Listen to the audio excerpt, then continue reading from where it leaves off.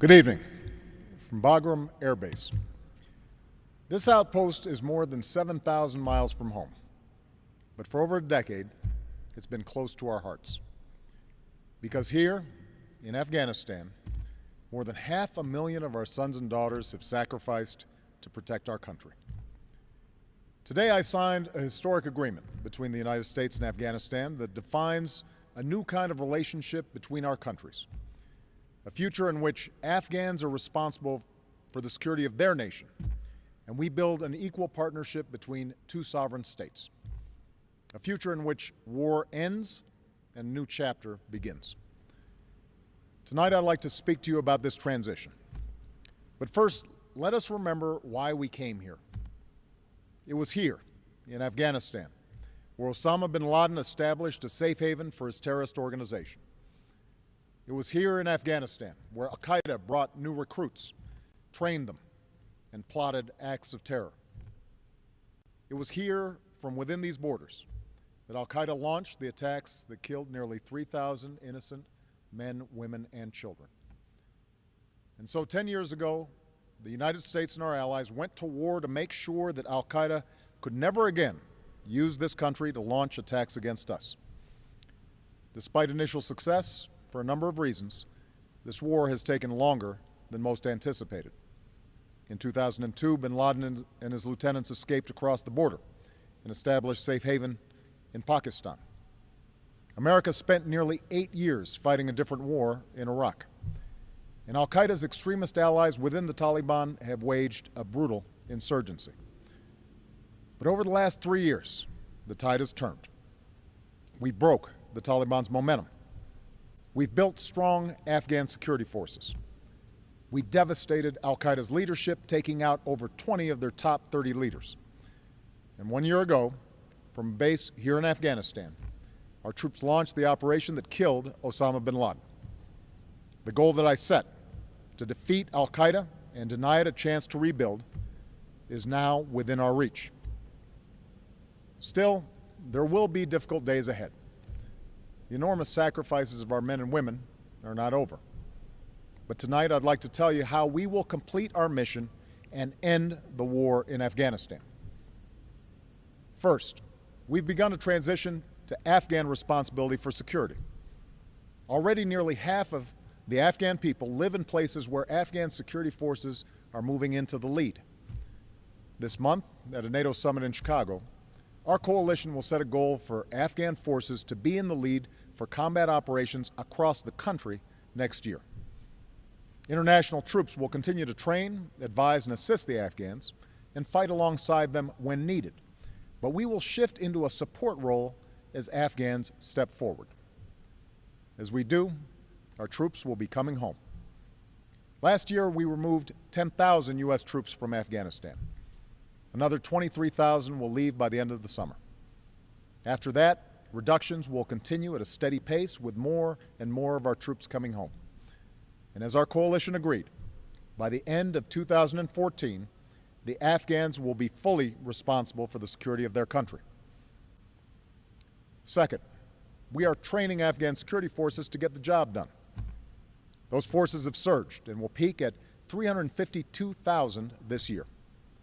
The Afghans will sustain that level for 3 years and then reduce the size of their military. And in Chicago, we will endorse a proposal to support a strong and sustainable long-term Afghan force. Third, we're building an enduring partnership. The agreement we signed today sends a clear message to the Afghan people. As you stand up, you will not stand alone. It establishes the basis for our cooperation over the next decade, including shared commitments to combat terrorism and strengthen democratic institutions. It supports Afghan efforts to advance development and dignity for their people. And it includes Afghan commitments to transparency and accountability and to protect the human rights of all Afghans, men and women, boys and girls.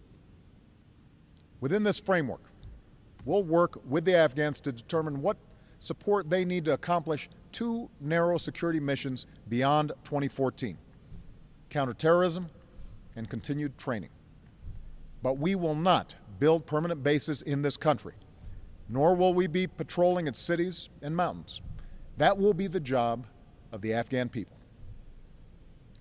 Fourth, we're pursuing a negotiated peace. In coordination with the Afghan government, my administration has been in direct discussions with the Taliban. We've made it clear that they can be a part of this future if they break with al-Qaeda, renounce violence, and abide by Afghan laws.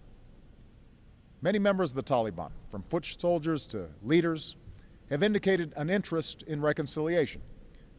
The path to peace is now set before them. Those who refuse to walk it will face strong Afghan security forces backed by the United States and our allies. Fifth, we are building a global consensus to support peace and stability in South Asia. In Chicago, the international community will express support for this plan and for Afghanistan's future.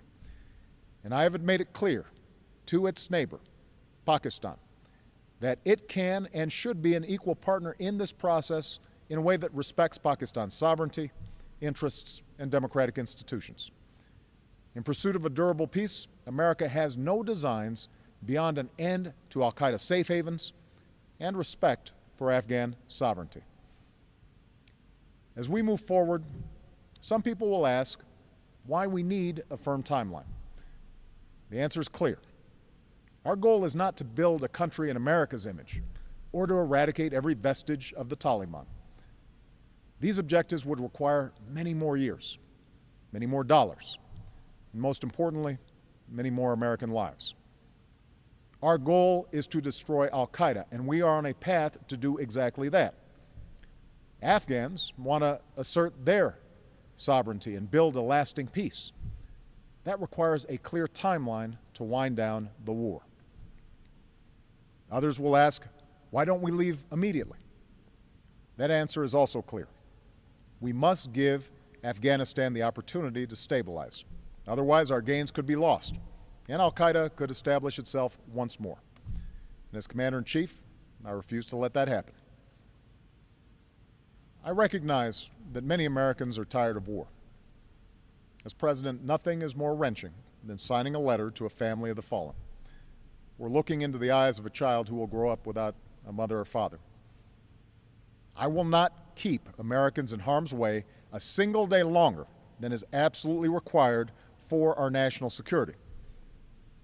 But we must finish the job we started in Afghanistan and end this war responsibly. My fellow Americans, we've traveled through more than a decade under the dark cloud of war. Yet here, in the pre-dawn darkness of Afghanistan, we can see the light of a new day on the horizon. The Iraq War is over. The number of our troops in harm's way has been cut in half, and more will soon be coming home. We have a clear path to fulfill our mission in Afghanistan while delivering justice to al-Qaeda. This future is only within reach because of our men and women in uniform. Time and again, they have answered the call to serve in distant and dangerous places. In an age when so many institutions have come up short, these Americans stood tall. They met their responsibilities to one another and to the flag they serve under. I just met with some of them and told them that as Commander-in-Chief, I could not be prouder. And in their faces, we see what is best in ourselves and our country. Our soldiers, our sailors, our airmen, Marines, Coast Guardsmen, and civilians in Afghanistan have done their duty. Now, we must summon that same sense of common purpose. We must give our veterans and military families the support they deserve and the opportunities they have earned. And we must redouble our efforts to build a nation worthy of their sacrifice. As we emerge from a decade of conflict abroad and economic crisis at home, it's time to renew America. An America where our children live free from fear and have the skills to claim their dreams. A united America of grit and resilience, where sunlight glistens off soaring new towers in downtown Manhattan, and we build our future as one people, as one nation. Here in Afghanistan, Americans answered the call to defend their fellow citizens and uphold human dignity. Today we recall the fallen and those who suffered wounds, both seen and unseen. But through dark days we have drawn strength from their example and the ideals that have guided our nation and led the world. A belief that all people are created equal and deserve the freedom to determine their destiny. That is the light that guides us still. This time of war began in Afghanistan, and this is where it will end. With faith in each other and our eyes fixed on the future, let us finish the work at hand and forge a just and lasting peace. May God bless our troops, and may God bless the United States of America.